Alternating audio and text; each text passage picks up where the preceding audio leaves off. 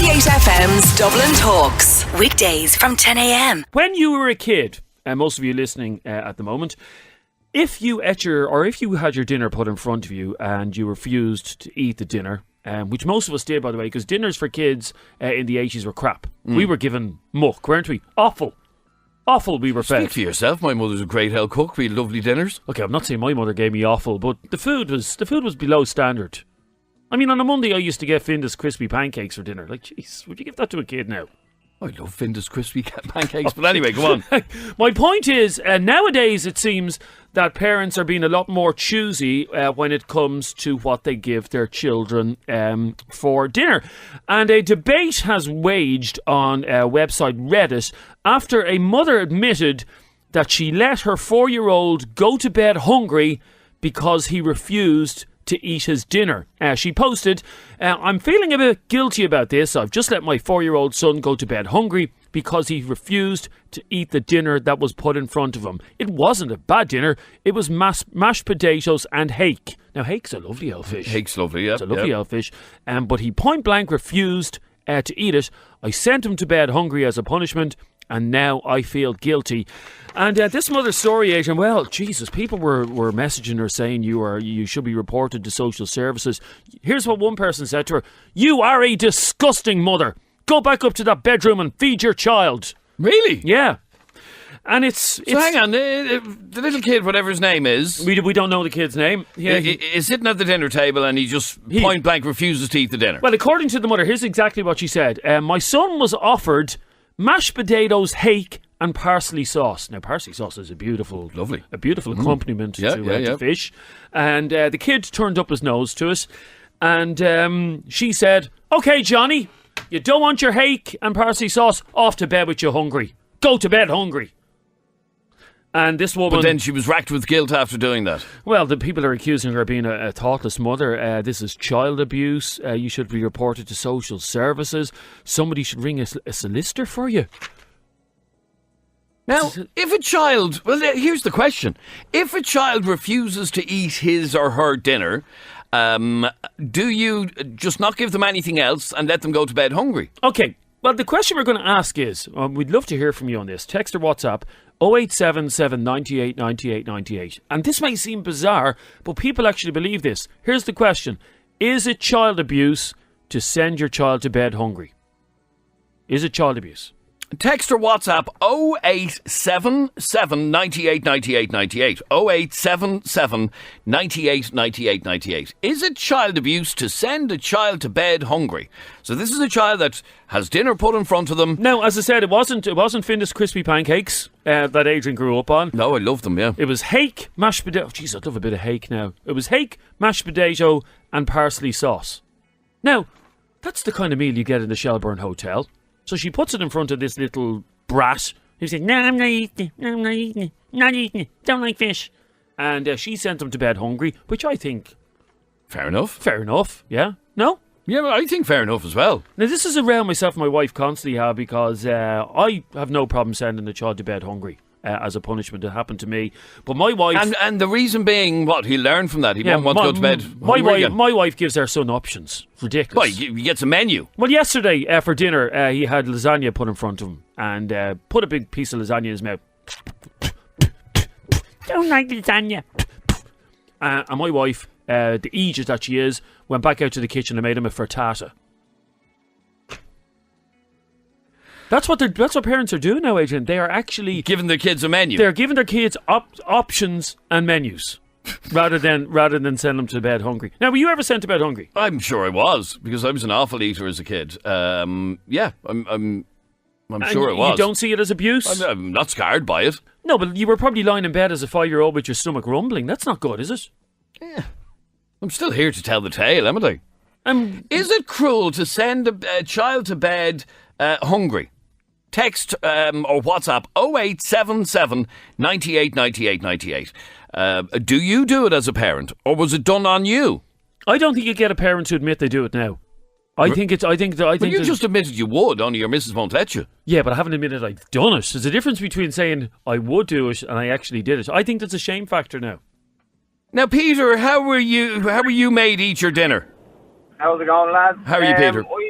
I'd be handing me dinner, and you could be talking mashed potatoes, beans, and sausages. As simple as that. And Yeah. so if today's your dinner, I don't want that. Well, if you don't, you eat what you're given, and if you don't eat it, it's going to be put in the microwave, and you can have it for your dinner tomorrow.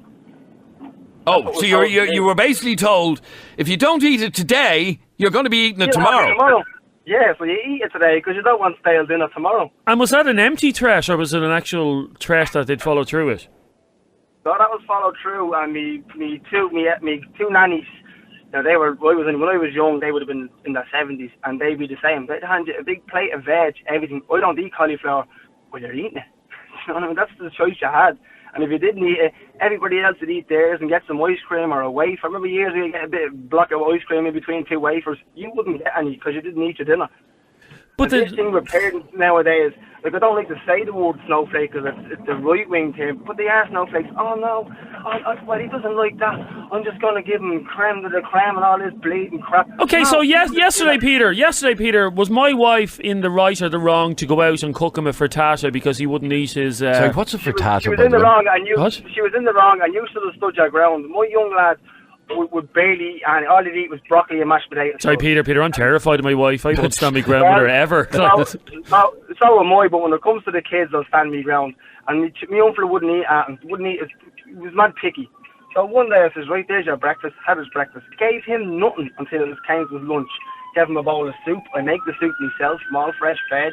Didn't touch it, all right. Sorry, Peter, there's the police arresting you for being a bad parent. No, that's an ambulance going past. And then he wouldn't eat his lunch.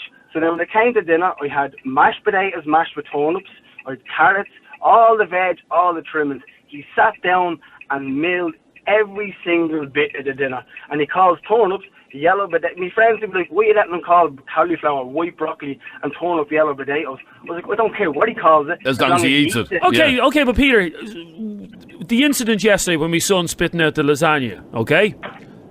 Yeah. You can't force someone to eat something they don't like. No, you can't. No, you can't force someone to eat something. But if you had just left him, no snacks, no nuts, no fruits, nothing like that, and then when it came to tea time, reheated that lasagna, if your young lad was still hungry, he'd eat that lasagna.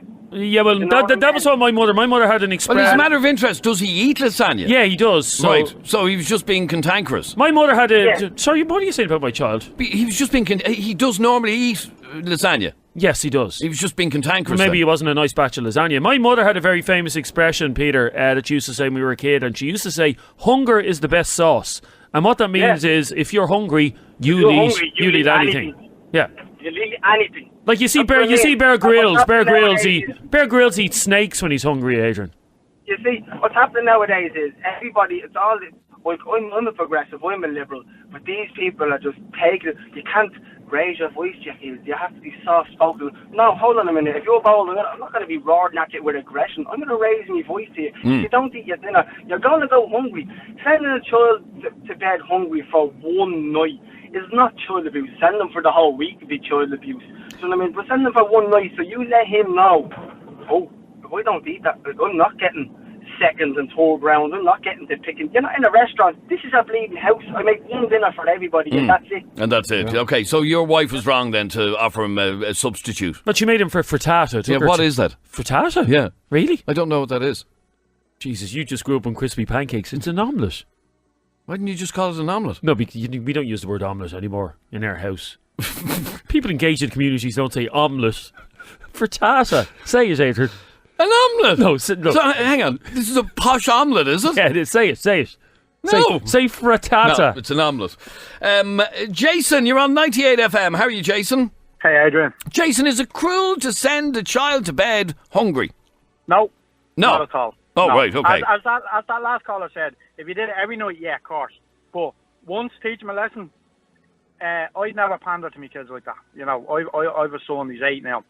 And he's often... I'm only now teaching him the difference between I don't like this and I'm not in the humour for it. Because he's telling me he doesn't like stuff that I know he does like, but it's just the fact that he's not in the humour for it. So he's now learning...